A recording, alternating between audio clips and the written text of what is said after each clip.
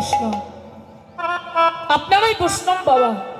ভক্তকে কোটি কর্মনিষ্ঠ যোগীর মধ্যে হয় একজন জ্ঞানী, কোটি কোটি জ্ঞানীর মধ্যে হয় একজন মুক্ত, কোটি কোটি মুক্তির মধ্যে হয় একজন দুর্লভ কৃষ্ণ ভক্ত। সনাতন ধর্মের মানুষ আমরা, সনাতন, অনেক পুরাতন, অনেক প্রবীণ ধর্ম আমাদের এই সনাতন। যখন সনাতন ধর্মের সৃষ্টি হয়েছে তখন আর অন্যান্য কোনো ধর্ম ছিল না। এত প্রবীণ, এত পুরাতন আমাদের এই সনাতন ধর্ম। এই সনাতন ধর্মকে আস্বাদন করা বিশাল বিশাল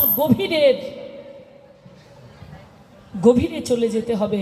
গভীর অন্তরের তত্ত্ব এই সনাতন ধর্মকে আস্বাদন করা।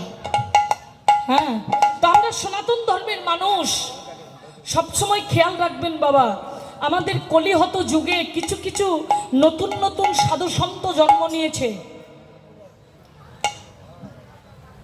যাদের উপরঙ্গ সাধু, অন্তরে সাধু নয়। হ্যাঁ, অপরাধ নেবেন না। যারা প্রকৃত বৈষ্ণব, প্রকৃত সাধু, প্রকৃত গুরু, প্রকৃত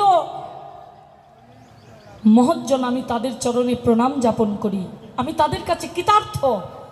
কিন্তু জগতে আমাদের যে সনাতন ধর্মগুলো বিভ্রষ্ট করে মানুষকে পরিচালনা করছেন, আমি তাদেরকে ঘৃণা করি। যেমন প্রথম অবস্থায় আপনার বাড়িতে উনি গেলে আপনাকে বলবে আপনি ভজন করুন, প্রথম কথাটা ভালো বলবে।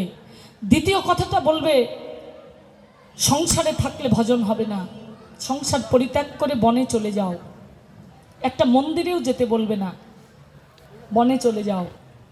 দ্বিতীয় কথা বলবে মায়ের মুখ দেখলে কিন্তু ভজন হবে না।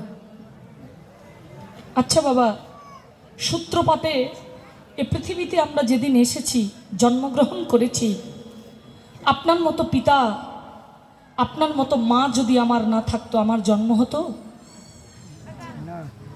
হতো কি? তাহলে মায়ের বদন দর্শন করলে ভজন হবে না কেন? এটা কোন শাস্ত্রের কথা, কোন ধর্মের কথা, কোন গ্রন্থের কথা আপনি শুনতে চাইবেন, জানতে চাইবেন? যদি আপনাকে সঠিকভাবে উত্তর দিতে পারে, আপনি তার কাছে দীক্ষিত হবেন। আর যদি সঠিক উত্তর না দিতে পারে, সাধুত্ব সেই দিন শিখিয়ে দেবেন। কারণ আমার মাকে যারা ভক্তি করে না, আমার মাকে যারা প্রণাম করে না, আমার মাকে যারা শ্রদ্ধা করে না, এই জগতে তারা মানুষ বলে গণ্য নয়। ভক্ত তো দূরের কথা, বৈষ্ণব তো দূরের কথা, তাদেরকে মানুষই বলা যায় না।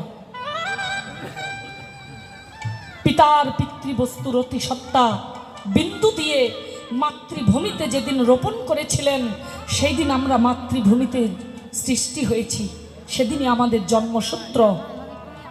10 মাস 10 দিন এই ভূমিতে মা ধরে রেখে প্রসব যন্ত্রণায় কত মা প্রাণ ত্যাগ করেছেন। আর সেই মাকে ছোট করে দেখি, আমাদের লজ্জা হয় না? আমাদের লজ্জা হয় না? আমাদের ঘৃণা